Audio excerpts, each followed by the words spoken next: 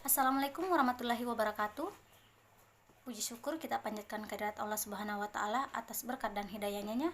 Kami masih bisa mengikuti proses pembelajaran atau dapat mengerjakan tugas kelompok dari kelompok 3 mengenai bangunan pelindung pantai walaupun hanya melalui daring. Pertama-tama sebelumnya saya akan memperkenalkan, saya Julia sebagai moderator dan saya akan memperkenalkan anggota kelompok saya serta apa saja yang akan dijelaskan. Pertama, Muhammad Bilal. Muhammad Bilal akan menjelaskan mengenai bangunan pelindung pantai dan Rizky Amana akan menjelaskan mengenai pelindung pantai atau revetment. Muhammad Yusuf akan menjelaskan apa itu groin, tujuan groin, keuntungannya groin dan kerugian dari groin. Selanjutnya, Eka Rizkia akan menjelaskan mengenai jenis-jenis groin. Terakhir, Muhammad Adam akan menjelaskan apa itu jeti. Baiklah, untuk itu saya mempersilahkan teman-teman untuk menjelaskan materi tersebut. Pengertian bangunan pelindung pantai. Pada umumnya, bangunan pantai digunakan sebagai infrastruktur yang dibangun di garis pantai dan dapat berfungsi sebagai pelindung pantai dan daratan atau pelabuhan. Akibat pengaruh dari beberapa faktor seperti pasang surut air akan mudah menggerakkan sedimen-sedimen di sekitar garis pantai, sehingga akan sering terjadi erosi pada pantai.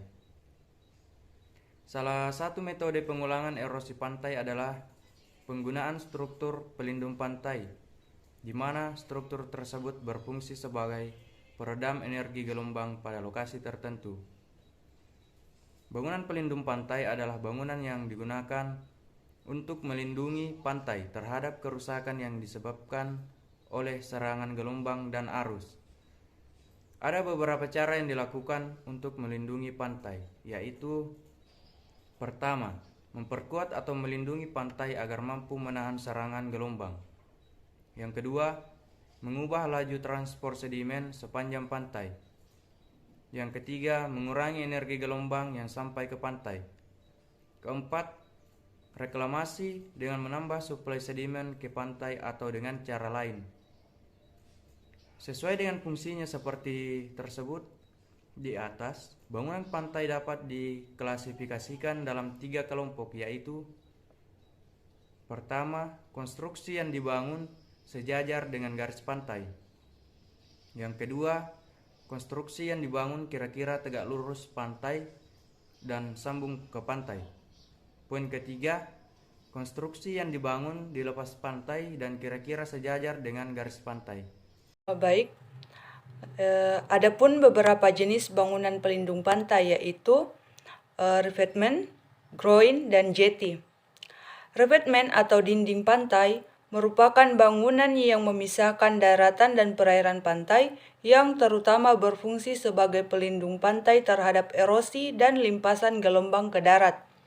Daerah yang dilindungi oleh revetment adalah daerah yang tepat berada di belakang bangunan. Bangunan ini ditempatkan sejajar atau hampir sejajar dengan garis pantai dan bisa terbuat dari pasangan batu, beton, tumpukan pipa atau buis beton, turap, kayu, atau tumpukan batu.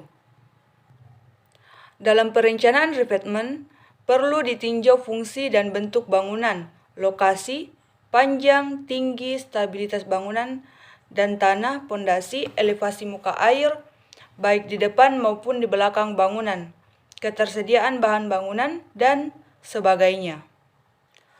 Seperti yang sudah saya katakan sebelumnya, bahwa salah satu fungsi utama dari revetment adalah untuk menahan terjadinya limpasan gelombang. Air yang melimpas di belakang bangunan akan terinfiltrasi melalui permukaan tanah dan mengalir kembali ke laut. Apabila perbedaan elevasi muka air di belakang dan di depan bangunan cukup besar, dapat menimbulkan kecepatan aliran cukup besar yang dapat menarik butiran tanah ke belakang dan pada pondasi bangunan atau piping. Keadaan ini dapat mengakibatkan rusak atau runtuhnya bangunan revetment. Adapun penanggulangan untuk keadaan ini yaitu Yang pertama, membuat elevasi puncak bangunan cukup tinggi sehingga tidak terjadi limpasan. Yang kedua, di belakang bangunan dilindungi dengan lantai beton atau aspal dan dilengkapi dengan saluran drainase. Dan yang terakhir, membuat konstruksi yang dapat menahan terangkatnya butiran tanah atau pasir, misalnya dengan menggunakan geotekstil yang berfungsi sebagai saringan. Baik, di sini saya akan melanjutkan presentasi dari teman saya, yaitu groin. Groin adalah bangunan pelindung pantai yang biasanya dibuat tegak lurus garis pantai dan berfungsi untuk menahan transport sedimen sepanjang pantai sehingga bisa mengurangi atau menghentikan erosi yang terjadi. Bangunan ini juga biasanya digunakan untuk menahan masuknya transport sedimen sepanjang pantai ke pelabuhan atau muara sungai. Selanjutnya yaitu jenis-jenis groin. Groin terbagi menjadi beberapa jenis, yaitu yang pertama, timber groin. Groin terbuat dari kayu dan merupakan struktur yang kedap dan disusun oleh sel set place yang didukung oleh wales dan timbangan bundar. Yang kedua yaitu steel groin. Groin dengan bahan baja ini ada beberapa macam, di antaranya yaitu timber steel sapling groin, cantilever steel sapling groin, dan cellular steel sapling groin. Yang ketiga yaitu concrete groin. Salah satu groin dengan bahan material beton adalah present concrete steel plain groin. Groin ini termasuk struktur yang kedap atau impermeable. Yang keempat yaitu rumble mold groin. Groin jenis ini terbuat dari material batuan alam. Konstruksinya terdiri dari lapisan inti pada bagian tengah, yaitu material halus agar groin rapat air dan ditutup dengan lapisan pelindung yang terbuat dari batuan alam dan atau buatan. Dan yang kelima yaitu aspal groin. Groin jenis ini terbuat dari aspal. Keefektifan groin jenis ini tergantung dari modifikasi perencanaan pada campuran, dimensi, dan rangkaian dari konstruksi.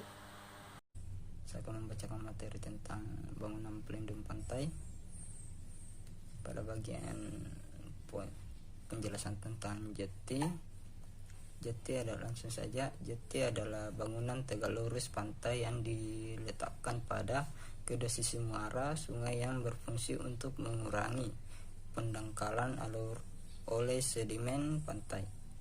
Pada penggunaan muara sungai sebagai alur pelayaran, pengendapan di muara dapat mengganggu lalu lintas kapal. Untuk keperluan tersebut, jetty harus panjang sampai ujungnya berada di luar gelombang pecah. Dengan jetty panjang, transport sedimen sepanjang pantai dapat tertahan dan pada alur pelayaran kondisi gelombang tidak pecah sehingga memungkinkan kapal masuk ke muara sungai. Selain untuk melindungi alur pelayaran, jetty juga dapat digunakan untuk mencegah pendangkalan di muara dalam kaitannya dengan pengendalian banjir.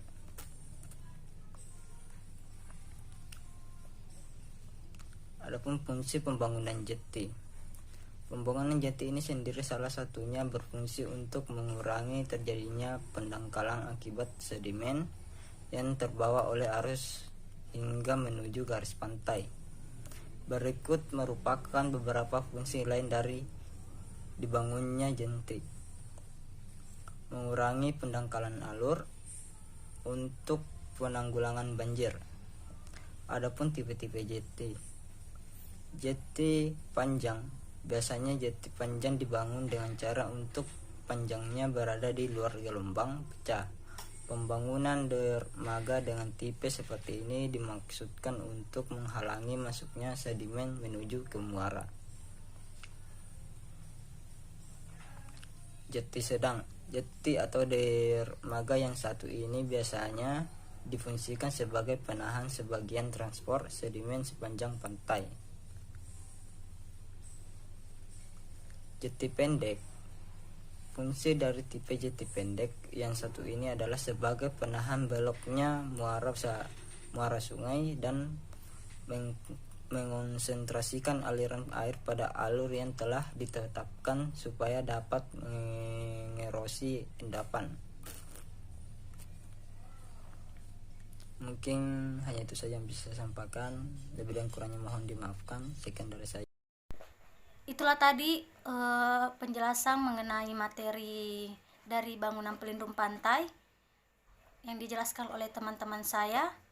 Kurang dan lebih mohon dimaafkan. Wabillahi taufik wal hidayah. Wassalamualaikum warahmatullahi wabarakatuh.